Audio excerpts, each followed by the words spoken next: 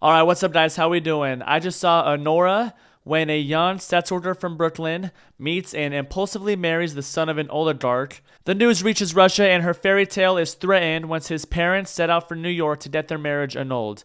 And this movie is written and directed by Sean Baker, starring Mikey Madison. And I am an absolute huge fan of Sean Baker.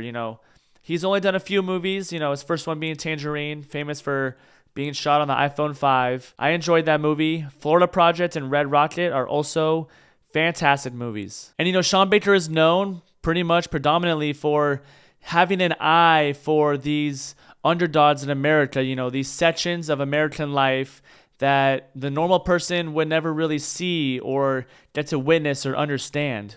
And he's so good at portraying that on the big screen in every single movie that he's done.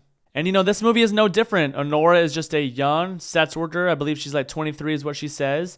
And she's just trying to get money. She's trying to get her money up. She's trying to make a life for herself, provide for herself, and just trying to get, just a little slice of that American dream that we pretty much all want. So she meets this young guy named Ivan at her strip club as he requests a worker who, is able to speak Russian. So she goes, they hit it off, Of course, she's taking all of his money. It all comes at a price. And, he comes back the next night, or he, asks if she does, outside work. So she goes to his house, which is just this huge, ginormous mansion. I mean, it's such a beautiful house. And, they're having a good time, At first, you're just obviously she's doing it for the money. This dude's just, throwing money at her like nothing. He says he's 21. And so they keep meeting up. She keeps going to his house, whatever it is. And eventually, it's been probably a week or so, I believe. And he's like, yo, will you be my girlfriend for 1 week? I'm having a really good time while I'm here in America from Russia. And at the same time, he's also trying to live that American dream, by just being a kid and spending all his money and doing pretty much whatever America has to offer other than Russia. And so she's like, fuck yeah. He pays her a shit ton of money. They start partying. They go to Vegas. And this is when he asked her to marry him. This is not really spoilerish at all. This is all in the trailer. They show him proposing to her in the trailer. They're in bed. And, she's like, fuck it. Are you serious? And, he doesn't want to go back to Russia. Now, Mikey Madison is amazing in this movie. Everything that I could have imagined Sean Baker wanted from this character, she brings it to life completely. And, Mikey Madison hasn't really been in a lot that I've seen. Her two movies that I have seen are actually really big ones. She was in Quentin Tarantino's Once Upon a Time in Hollywood, and she was also in Scream 5. And both of those movies, fantastic, but we kind of just know her as, unfortunately, she dies horrifically in both of those movies. She ends up being Ghostface in Scream, one of the Ghostfaces in Scream 5, and then she ends up being a Manson cult follower, killer, who was supposed to be a part of the group that would eventually kill Sharon Tate. And both ways that she dies, she gets burned alive in both movies. But Once Upon a Time in Hollywood, she's famous for, Brad Pitt throws the can of dog food, I believe is what it is. Might be a can of beans. I believe it's dog food. Chucks it at her face. Just absolutely indents her nose, her complete face. And she then gets burned alive by Leonardo DiCaprio's character with a flamethrower and falls in the pool. And that's kind of, unfortunately, what she is known for. I think she is great in both movies. But what she does in this movie is just ridiculous. The energy that she brings is just so off the charts, just from the very beginning to the end. And her character does go through a lot. Everything you would just imagine this, a young, early 20s sex worker from New York, everything that you would imagine that to be, with the accent, with the snark, with everything that you could imagine, she just is amazing. And the best scene in the movie, without a doubt, takes place in the living room / dining room of the mansion, that Ivan supposedly has, that he owns to himself. And it involves Anora and these two Armenian, let's just say, bodyguards. They're sent there by Ivan's family to hold Ivan and Anora there until one of their other family members gets there, because they have to go to court together because they need this. The family needs their marriage to be annulled. And Ivan isn't there, so it's just the two. and Anora, and she's scrambling around. She's putting up a fight. She's going psycho mode on these dudes because they, from her perspective, they just broke into this house and they're trying to hold her, basically like kidnap her essentially.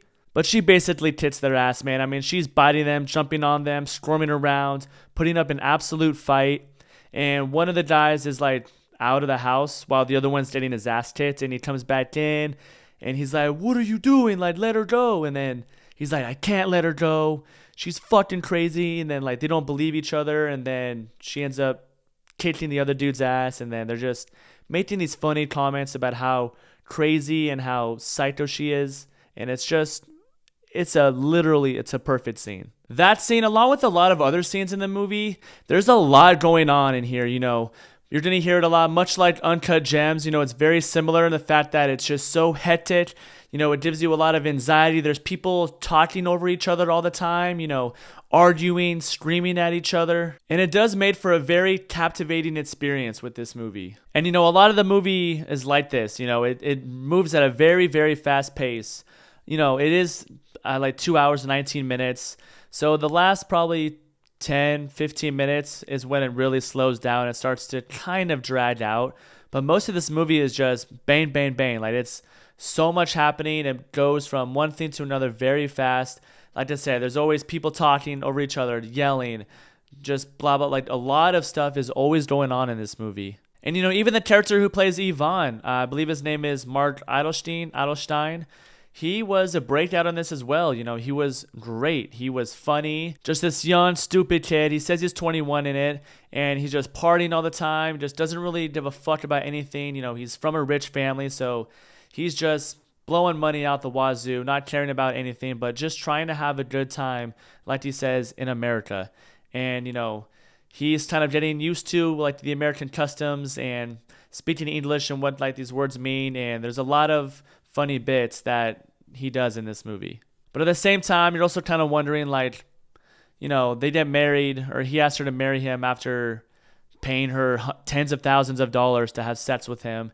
And, it happened so suddenly.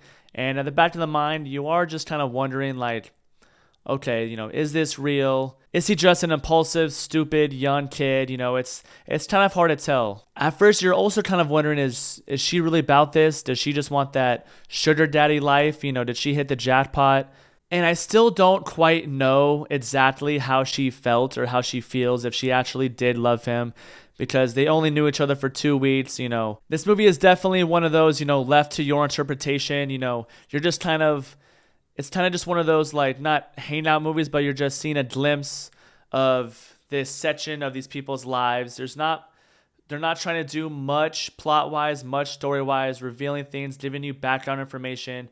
You're kind of just watching this story happen. But if this is kind of considered a romantic drama, whatever, a love story, a Cinderella story, like a lot of what it says, during the trailer and a lot of reviews, I don't necessarily get that, because, they do get married.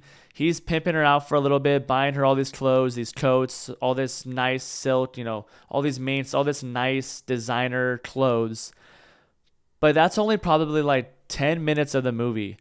And then the rest just kind of turns into kind of a tragedy if she was really in love. And by the end of the movie, I do understand that, Sean Baker is trying to send a message. There is kind of a moral compass, a message to this movie for sure, with just Anora being a stripper and a sex worker.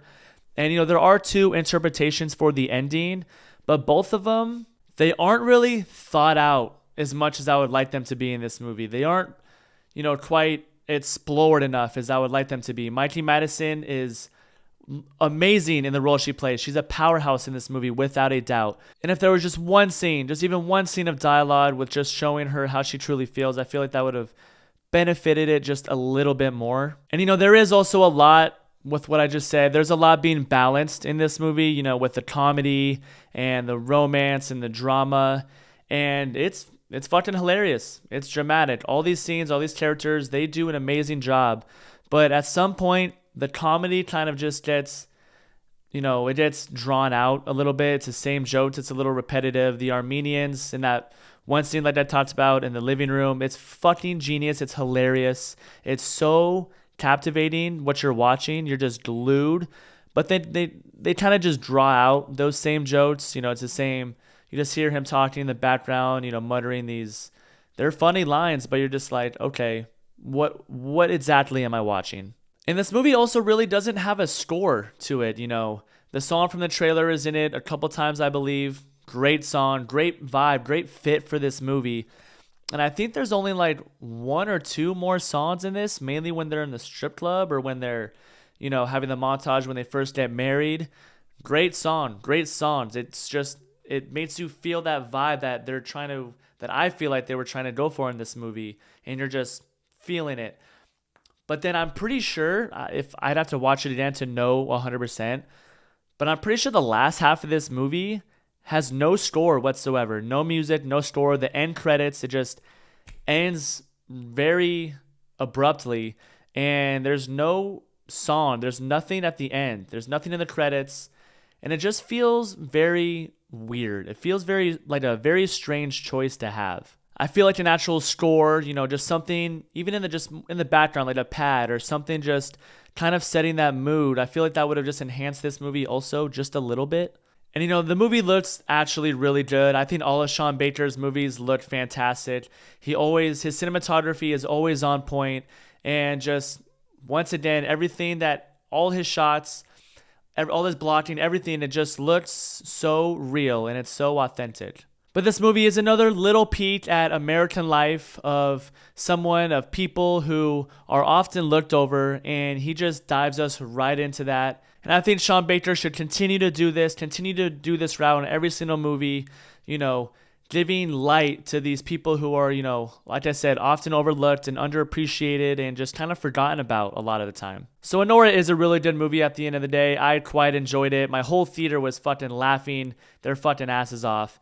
I think they all enjoyed it. You don't necessarily have to see it in theaters, though, in my honest opinion. I think you can wait to stream it, which I don't think is necessarily a bad thing for this movie. It's just not like big and grand and, doesn't necessarily need to see on the big screen, even though the cinematography is really good. But at the same time, go support these low-budget, independent movies. Sean Baker is an absolutely amazing filmmaker that I definitely think deserves to be celebrated. Led by an outstanding performance from Mikey Madison. She is just an absolute force. So I'm going to give this movie a 7.5 out of 10. But those are just my thoughts, guys. I appreciate you watching. Like, subscribe, comment, do whatever you want. Let me know what you thought of the movie. Let me know what your favorite Sean Baker movie is. And as always, I will see you on the next one.